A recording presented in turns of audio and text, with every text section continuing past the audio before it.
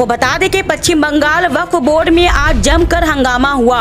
दरअसल आज all Bengal district इमाम एसोसिएशन एंड चैरिटेबल ट्रस्ट की ओर से वक्फ बोर्ड की सीईओ को एक डेपुटेशन दिया जाना था और आरोप है कि जिस वक्त डेपुटेशन दिया गया तो चंद इमाम और मुअज्जिन ने वक्फ बोर्ड की सीईओ के साथ बदतमीजी की, तोड़ भांग भी किया गया और उसके बाद वक्फ बोर्ड की ओर से ऐसे लोगों के खिलाफ पुलिस में शिकायत भी दर्ज कराई गई है। क्या कुछ कहना है इसमें वक्फ बोर्ड के सीईओ और वक्फ बोर्ड के चेयरमैन का, आइए देखते हैं इस वीडियो के माध्यम से इनकी पूरी जबानी।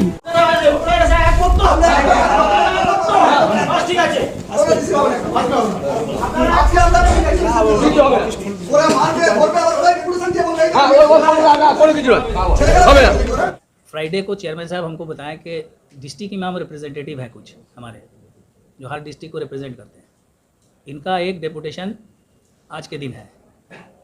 तो पहला प्रश्न होता है भाई कोई रिटन परमिशन लिया है या कोई टाइम लिया, ऐसा कुछ उन लोगों ने नहीं लिया। अपने से ही वो लोग अपना एक एडवर्टाइजमेंट कर रहे थे कि हम लोग आज के दिन में डेपुटेशन देंगे। जनरली जो भी डेपुटेशन होता है वो हमारे चेयरमैन साहब लेते हैं और एज यूजुअल मैं ऑफिस आता हूँ। आज 10-15 मिनट लेट में आया तो मेरे आने से पहले ही हमारा एक यहाँ प्रेयर हॉल है, उसमें कम से कम 100 लोग बैठे हुए थे। तो हमारा स्टाफ बताया कि सर डेपुटेशन वो लोग देंगे, पहले से ही इतने लोग आ गए। तो ठीक है बैठने दो, अगर प्रेयर हॉल में बैठे तो बैठने दो। 5 मिनट के अंदर ही वो लोग मेरे पियोन को धक्का वगैरह दे करके हम अंदर आएंगे, हम मिलना चाह रहे हैं। तो जनरली हमारे यहाँ ऑफिस में आने के बाद विजिटर लोग रहते हैं तो हम एक एक करके बुला लेते हैं। तो वैसे ही मैंने कहा ठीक है, जो लोग अगर आना चाहते हैं तुम बुला लो। तो 2 आदमी को बुलाएं या 4 को बुलाएं, मेरा चैम्बर भी छोटा है, हार्डली 5 आदमी बैठेंगे। अब एक साथ 20-25 आदमी धक्का कर दे के ढूक गए, अंदर आ गए। अंदर आने के बाद बोलेंगे हमारा 6-6 महीना से यहाँ पेंडिंग पड़ा हुआ है। तो सबसे पहले आप लोग एक चीज़ जाननी ज़रूरी है कि यहाँ करते क्या हम लोग हैं। गवर्नमेंट का एक स्कीम है जहाँ पर protection of Waqf properties, development of Waqf properties के लिए डिस्ट्रिक्ट इमाम जो इमाम होते हैं मस्जिद के, उनको एक ऑनरेरियम दिया जाता है। इसका सिलेक्शन थ्रू ब्लॉक होता है, ब्लॉक से होने के बाद थ्रू डोमा हमारे पास आता है। ये 2012 से चल रहा है। ये सारे नाम हमारे यहाँ आने के बाद हमें जो पैसा मिलता है, जो हमें अनुदान मिलता है, उसको हम लोग हर महीने 30 तारीख 1 तारीख के अंदर में 1 से 5 के अंदर जनरली हम लोग ट्रांसफ़र कर देते हैं। हमारा पोस्ट ऑफिस का काम है। अब दूसरा ये है कि यहाँ पर कुछ लोग जो हैं, जो लोग आज आए हुए थे, क्योंकि जब ये घटना घटी उसके बाद जो लोग आज डेपुटेशन देने वाले थे उन्होंने आकर यहाँ माफ़ी भी मांगी।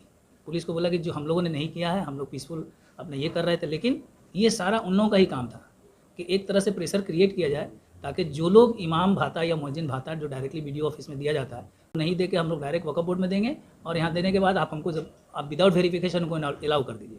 इससे क्या जाहिर होता है कि कुछ लोग ऐसे भी हो सकते हैं जो इमाम नहीं है, या कुछ लोग ऐसे भी होते हैं जहाँ मस्जिद नहीं है वहाँ उनको भाता दिया जाए। तो ये कुछ लोग एक एजेंट का काम कर रहे हैं। ये ओपन है, ये सब चेयरमैन साहब भी जानते हैं और सारा ऑफिस जानता है कि ये लोग कुछ इस तरह के लोग हैं जो लोगों को ये करते हैं और अपना उल्लू सीधा करने के लिए यहाँ करके ये दबाव क्रिएट कर रहे हैं। दूसरी चीज़ है कि हमारे आने से पहले हमारे पुराने सीईओ साहब ने इसको फिनेंस डिपार्टमेंट का अप्रूवल यानी गवर्नमेंट का अप्रूवल से इस पूरे प्रोसेस को ऑनलाइन करने की कोशिश की थी। उस बीच में कोविड हो गया, उसके बाद वो ट्रांसफ़र हो गया, मैं आया, मैंने इस चीज़ को एक्सपेडाइट किया। मैं इसलिए किया ताकि ये पता चले कि भाई हमारे यहाँ फॉल्स कोई नाम नहीं ले। गवर्नमेंट का पैसा आपका है, मेरा पैसा, सबका टैक्स का पैसा है, क्यों इधर उधर जाए।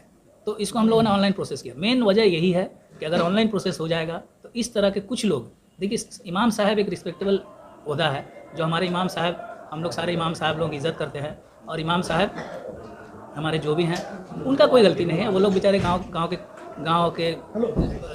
बहुत बैकवर्ड क्लास, बहुत बैकवर्ड गांव के भी हैं, बहुत से शहर के भी हैं, वो लोग सीधे साधे लोग होते हैं। लेकिन इसमें कुछ इस तरह के लोग, कुछ हमारे डिस्ट्रिक्ट इमाम रिप्रेजेंटेटिव भी हैं जो इन लोगों का नाजायज़ फ़ायदा उठाते हैं। वहाँ से फॉर्म ले लेते हैं, कहते हैं कि भाई हम डिस्ट्रिक्ट में जाएंगे तो हमको पैसा खर्चा दो। इस तरह से एक दुर्नीति चल रहा है। इसी को बंद करने का मेन वजह है। इस वजह से जाहिर है भाई किसी को कोई भी सीईओ तो पसंद आएगा नहीं। ये सबको ये है कि अगर हम दुर्नीति बंद कर देंगे तो हम पसंद होंगे नहीं, हम तो अच्छे होंगे नहीं। तो अगर डेपुटेशन देना था तो आज मैंने कार्ड देखा, उसमें लिखा हुआ for removal of Waqf CEO of Waqf board. अरे आप डेपुटेशन दे रहे हैं तो आप चेयरमैन को बोलिए, आप गवर्नमेंट को बोलिए। वक्फ बोर्ड में ऐसे ही कोई ऑफिसर नहीं आना चाहता है।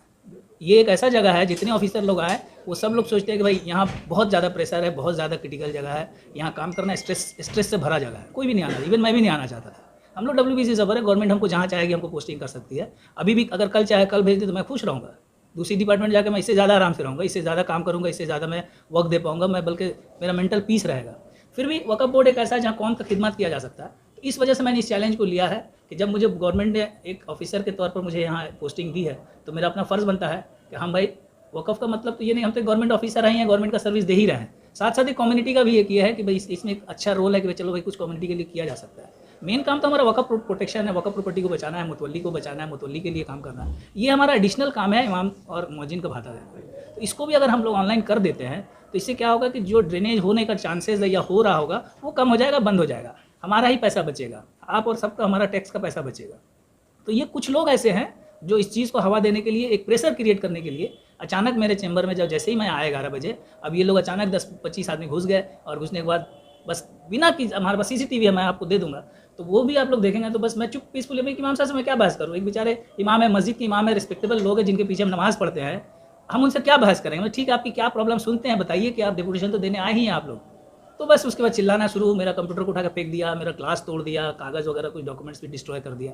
अब ये है, तो चूँकि चेयरमैन साहब के पास डेपुटेशन था, उन्होंने एक बहुत ही बोल्ड स्टेप लिया है कि अगर डेपुटेशन देना था तो पीसफुली देना था, अगर ये काम करना था तो हम डेपुटेशन नहीं लेंगे। इसी वजह से हमारे ऑनरेबल चेयरमैन साहब ने ये डेपुटेशन लेने से इनकार कर दिया। किसी को अगर लिख के देना है तो वो दे सकते हैं, उनका काम लेंगे। मेरा कोई एप्लीकेशन 6 महीने से पड़ा है, उनका इंडिविजुअल नहीं आ रहा है। हमारा पेमेंट हर महीने 1 से 2 तारीख के अंदर, ये बहुत ज़्यादा 2-3 से लगता है कि इन लोगों का कुछ प्लान था, ये कुछ प्रेशर क्रिएट था, प्री प्लान एकदम, इसमें कोई संदेह नहीं है, कोई डाउट नहीं है। ये एक प्रेशर क्रिएट करेंगे भाई, हम सीओ को डरा देंगे, धमका देंगे। देखिए भाई, मैं गवर्नमेंट ऑफिसर 20 साल मेरी नौकरी हो गई है और हम लोगों ने बहुत डेपुटेशन देखा है। अगर हम प्रेशर में आके काम करेंगे तो हम प्रेशर में काम करने वाले ऑफिसर नहीं है।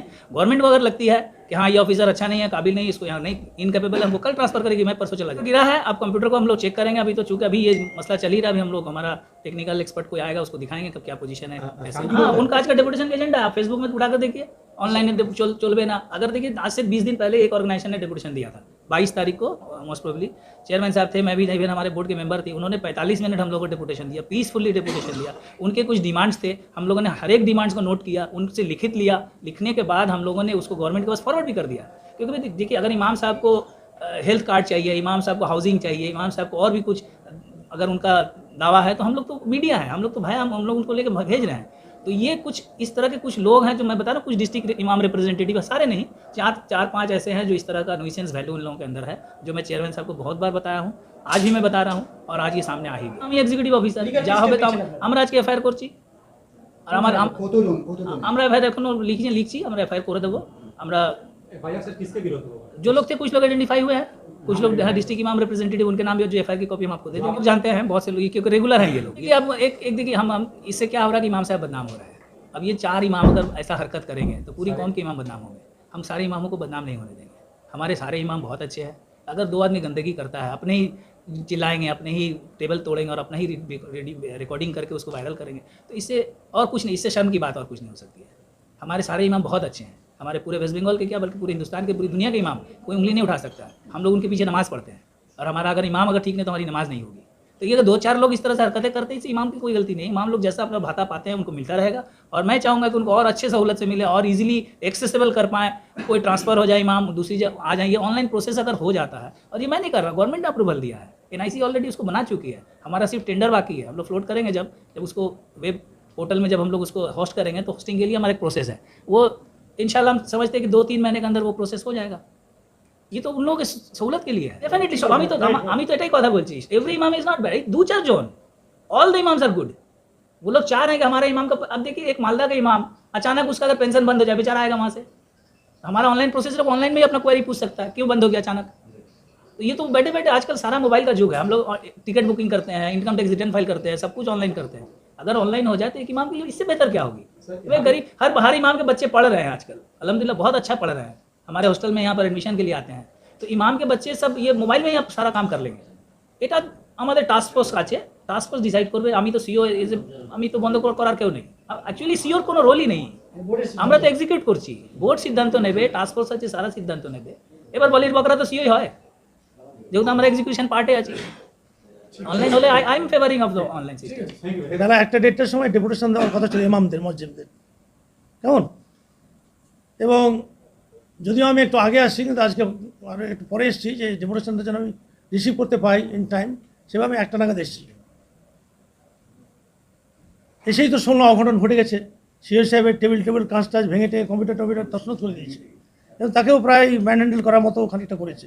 হ্যাঁ, উনি নিজেকে সেভ করেছেন, তার যে ছিল অফিস অর্ডারলি, সে ওকে রেস্কিউ করেছে, এবং ওর নাম ইসমাইল, ও খানিকটা ইঞ্জুরি ফেস করেছে।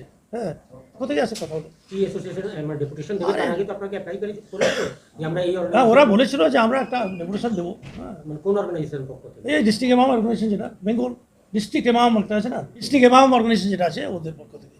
আমি তো সেটা তো আমাদের কাছে এখন ডিসকাস করি, ওরা বলেছে যাবো, আমাদের ক্ষোভ আছে, সিও সাহেবের কাছে ক্ষোভ আছে, আমরা বলবো।